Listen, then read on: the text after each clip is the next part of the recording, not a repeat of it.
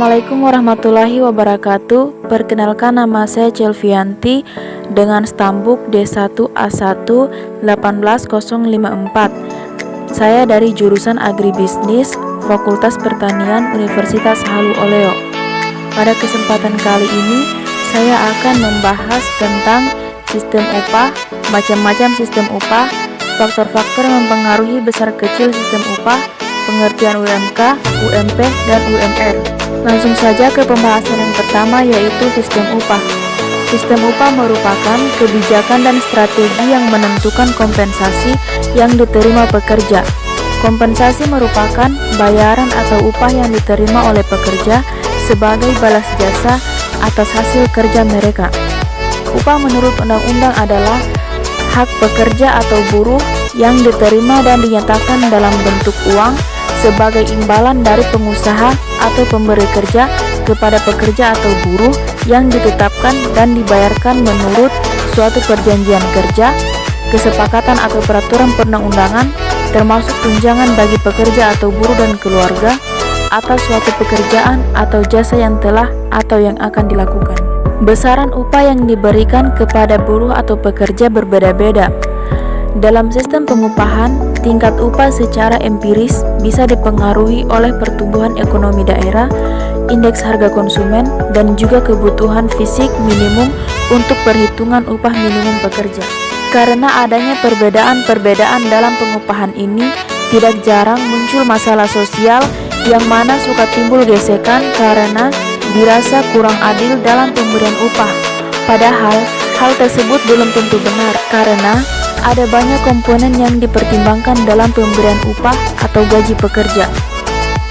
Perusahaan harus mempertimbangkan bagaimana mengelola upah untuk pekerjanya. Pasalnya, upah sendiri merupakan pengeluaran yang besar untuk perusahaan. Jika perusahaan memberikan upah yang terlalu tinggi, perusahaan harus memberikan harga mahal untuk produk mereka agar bisa untung, tetapi membuat daya saing mereka di pasar menjadi tidak efektif.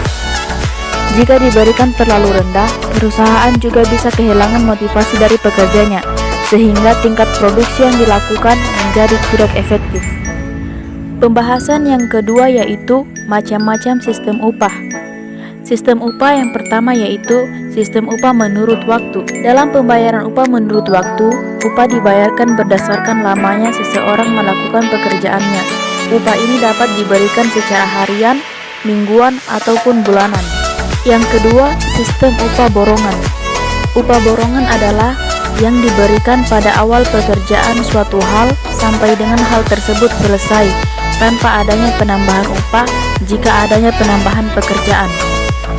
Yang ketiga, sistem CO partnership. Sistem ini memberikan upah kepada pekerjanya berupa saham atau obligasi perusahaan. Dengan memberikan obligasi atau saham, perusahaan berharap pekerja mempunyai rasa memiliki kepada perusahaan sehingga bisa lebih produktif. Yang keempat, sistem upah premi.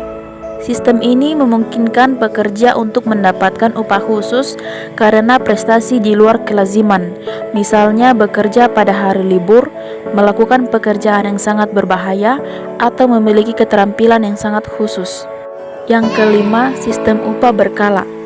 Upah ditentukan dari tingkat kemajuan atau kemunduran hasil penjualan. Jika penjualan meningkat, maka upah akan meningkat, begitu pula sebaliknya. Pembahasan yang ketiga yaitu faktor-faktor yang mempengaruhi besar kecil sistem upah. Faktor yang pertama yaitu kondisi pasar tenaga kerja. Tingkat gaji atau upah dapat dipengaruhi oleh permintaan dan penawaran tenaga kerja. Untuk jabatan-jabatan yang terbatas tenaga kerjanya dan membutuhkan pekerja yang mempunyai kecakapan yang tinggi, cenderung pekerja yang seperti ini diberikan gaji atau upah yang lebih tinggi.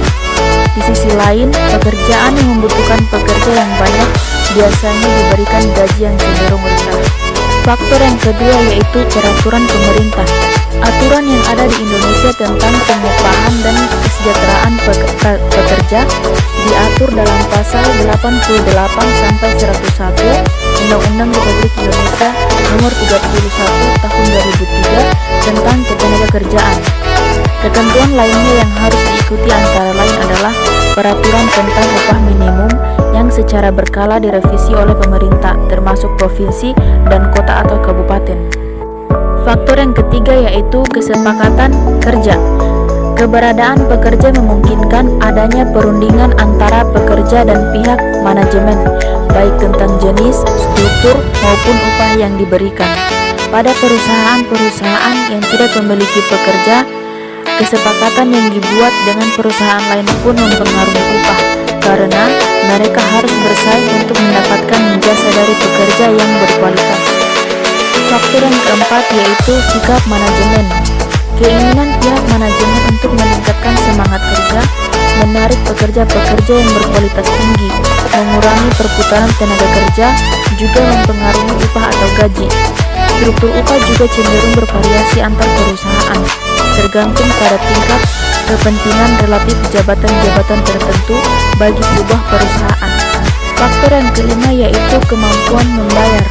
Gaji atau upah yang dibayarkan oleh perusahaan kepada pekerja merupakan salah satu bagian dari biaya produksi yang harus dihitung oleh setiap perusahaan.